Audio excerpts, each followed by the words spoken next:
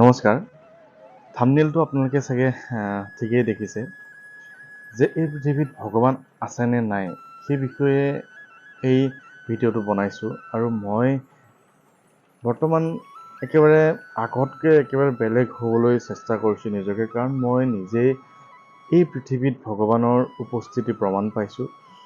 এই পৃথিৱীত যে ভগৱান আছে, ভগৱান নামৰ এক শক্তি আছে, যি শক্তিয়ে আমাক যদি শ্ৰদ্ধা ভক্তিৰ আমি ভগৱান মানো, সঁচাকৈয়ে আমাৰ জীৱনত নানান চমৎকাৰ দেখুৱায়। সেই কথাখিনি ক'বলৈ এই ভিডিঅ'টো বনাইছোঁ। আচলতে বহুতবাৰ কৈছোঁ, মই লিখিছোঁ বহুত ফেচবুকতো এই বিষয়ে।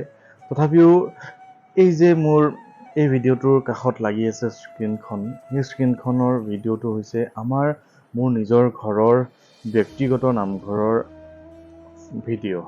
আৰু এই ব্যক্তিগত নামঘৰটোৱে মোৰ জীৱন ইমান বেছি পৰিৱৰ্তন কৰি দিছে, ইমান বেছি সলনি কৰি দিছে, কাৰণ এই নামঘৰত মই যেতিয়া প্ৰতিষ্ঠা কৰা হৈছিলে, তেতিয়া মই ভাবিছিলোঁ এই নামঘৰটোত মই প্ৰত্যেক দিনাই পূজা অৰ্চনা কৰিম, সেৱা কৰিম। কিন্তু সেই পূজা অৰ্চনা সেৱা কৰা নহৈছিল, যাৰ বাবে ভগৱানে মোক এনে কিছুমান বিপদ আনি দিলে, মই সহ্যৰ সীমা বাহিৰ গৈছিল, কোনোফালে বাট নোহোৱা হৈ গৈছিল, কেনিও মোৰ বাট নাই, ইমান বেছি প্ৰব্লেমত পৰিছিলোঁ। আপোনালোকে নিশ্চয় জানে, মই ভিডিঅ' সদায় দিবলৈ লৈছিলোঁ, এসপ্তাহত 2-3টা দিছিলোঁ, যে তাৰপিছত মই 60 দিন ভিডিঅ' নাই দিয়া। 60 দিন ভিডিঅ' নাই দিয়া মানে মোৰ কিবা এটা হৈছিলে, আপোনালোকে বিশ্বাস কৰক।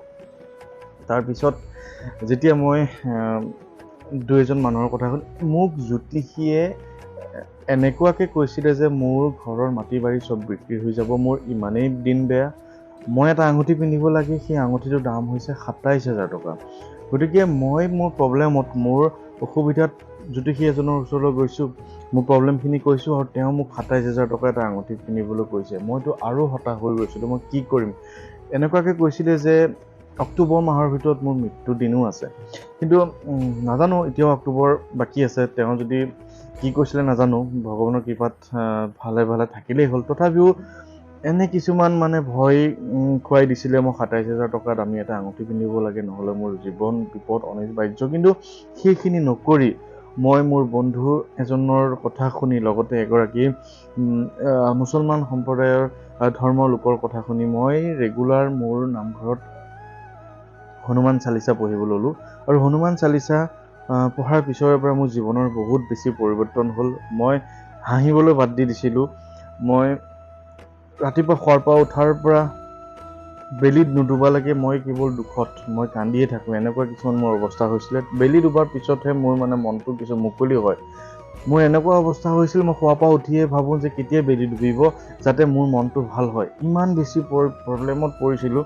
তাৰপিছত সঁচাকৈ মই মোৰ নামঘৰত, আমাৰ ঘৰৰ নামঘৰত প্ৰত্যেক দিনাই হনুমান চালিচাখন পঢ়ি মই বহুত বেছি জীৱনটো পৰিৱৰ্তন কৰিলোঁ। আজি মোৰ এনেকুৱা হৈছিল যে মোৰ নিজৰ ব্যৱসায় মই কৰিবলৈ মোৰ মন যোৱা নাছিলে। মোৰ এনেকুৱা লাগিছিল যে মই ঘৰৰ পৰা ওলাই যাওঁ, মই ঘৰৰ বাহিৰলৈ গুচি যাওঁ। এনেকুৱা কিছুমান সমস্যা মোৰ দেখা দিছিলে, মই ব্যৱসায় এৰি দিওঁ এনেকুৱা। কিন্তু আজি মই সম্পূৰ্ণ সুখী, মোৰ ব্যৱসায়ক লৈ সুখী, আগৰ নিচিনা মই জীৱনটো ঘূৰাই পাইছোঁ। গতিকে মই মোৰ নিজৰ ব্যক্তিগত নামঘৰত কিবা এটা পাইছোঁ, আৰু সেই কথাখিনি মই আপোনালোককো জনাইছোঁ।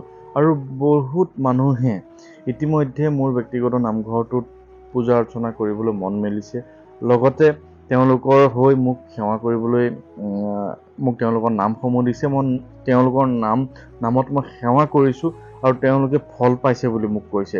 ইয়াত কোনো ব্যৱসায়ৰ কথা নাই, কোনো 1 টকা দক্ষিণাৰ কোনো কথা নাই। আপুনি যদি মনৰ ইচ্ছাৰে সৎ মনেৰে আহিব বিচাৰে, আহক, বা নতুবা আপুনি নিজৰ ঘৰতো যদি হনুমান চালিচাখন শুদ্ধ অন্তৰেৰে পঢ়ে, আৰু নিয়ম কিছুমান আছে, বিধি কিছুমান আছে, সেইখিনি মই আপোনালোকক জনাবলৈ পিছত চেষ্টা কৰিম।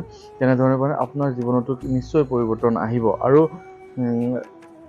আমাৰ নিজৰ ঘৰত এনেকুৱা কিছুমান শক্তি আছে, যিখিনি শক্তিয়ে মোৰ বাহিৰেও মোৰ ঘৰখনৰ অন্য মানুহো দেখিছে, যিখিনি কথা মই পিছত কেতিয়াবা ক'ম। ইতিমধ্যে কৈছোঁৱে 2-এটা ভিডিঅ', তথাপিও মই আপোনালোকক কৈছোঁ, বিশ্বাস কৰে নকৰে নাজানো, কিন্তু মই ভগৱানৰ উপস্থিতি এই পৃথিৱীত মই দেখা পাইছোঁ। মোৰ ঘৰৰ আৰু এগৰাকী মানুহ দেখিছে, বা ৰাস্তাইদি যেতিয়া ৰাতি 2-এটা বজাত মানুহ যায়, তেতিয়াও আমাৰ ঘৰত কিবা এটা শক্তি কেতিয়াবা দেখিবলৈ পায় বুলি মোক বহুতেই কৈছে। গতিকে কিবা এটা আছে, আপোনালোকে শুদ্ধ অন্তৰে মই যিখন ফটো দিছোঁ, যিখন ভিডিঅ' লগাই আছোঁ, সেই আমাৰ ঘৰৰ গোসাঁই থাপনাত আপোনালোকে সেৱা কৰক, আপোনালোকৰ মনোবাঞ্ছা পূৰণ হ'ব। কেতিয়াবা যদি মনোবাঞ্ছা পূৰণ হয়, আহিব। ইয়াত কোনো ধৰণৰ মানে কোনো কথাই নাই মানে যে আপুনি আহি দক্ষিণা দিব, কিবা দিব। মই ব্যৱসায় কৰিম, মোৰ ব্যৱসায় আছে, মোৰ ঘৰখন ভাল চলিব পৰা ব্যৱস্থাত আছে, কিন্তু আপোনাৰ মংগল হওক। কিবা এটা কৰি মই মোৰ হেৰাই যাব বিচৰা জীৱনটো মই উদ্ধাৰ কৰিলোঁ। আপোনালোকৰো যদি তেনেকুৱা কিছুমান হৈ আছে, ক'ত যাম, কি কৰিম, কি নকৰিম, এনেকুৱা কিছুমান নানান ধৰণৰ আৰ্থিক সমস্যা, বিশেষকৈ আৰ্থিক সমস্যা, সন্তানৰ সমস্যা বা অন্যান্য কিছুমান যদি সমস্যা আছে, আপোনালোকে আহক, মোক পাৰিলে লগ কৰিব। আৰু কিছুমান এনেকুৱা বিধি আছে, যিবিলাক বিধি কৰিলে আপোনালোকৰ জীৱনটো পৰিৱৰ্তন হ'ব বুলি মোৰ বিশ্বাস। গতিকে মই নিজৰ জীৱনটো পৰিৱৰ্তন কৰিছোঁ কাৰণে মই আপোনালোকক কৰিবলৈ চেষ্টা কৰিছোঁ। ভুল হৈছে যদি ক্ষমা কৰিব, আৰু আশা কৰোঁ আপোনালোকৰ এই ভিডিঅ'টোৰ পৰা কিছু উপকৃত হ'ব। আৰু কেনেকৈনো মই জীৱনটো পৰিৱৰ্তন কৰিলোঁ ইতিমধ্যে কৈছোঁ। আৰু কিছুমান নিয়ম আছে ভগৱানক কেনেধৰণে সন্তুষ্ট কৰিব পাৰি, সেই কথাখিনি আপোনালোকক ক'বলৈ মই পিছৰ পৰা চেষ্টা কৰিম। পাৰিলে মেছেজ কৰিব। মোৰ নম্বৰটো আপোনালোকে নিশ্চয় মোৰ এই ইয়াতে পাবই, পেজটোত পাব। তথাপিও কৈ দিছোঁ, যদি হোৱাটছআপ কৰিব বিচাৰে 7086990104, 7086990104, কেৱল হোৱাটছআপ কৰিব। এই নম্বৰটোত ফোন নালাগে। গতিকে কেতিয়াবা ইচ্ছা কৰিলে আহিব, মই আপোনালোকৰ হৈ সেৱা কৰিম। আৰু আহক, আমি সকলোৱে সুখী হৈ থাকোঁ। আৰু ভিডিঅ'টো ইমানেই, আৰু সকলোৱে সেৱা কৰিব বুলি বা আশীৰ্বাদ ল'ব বুলি মই আশা কৰিলোঁ। ধন্যবাদ।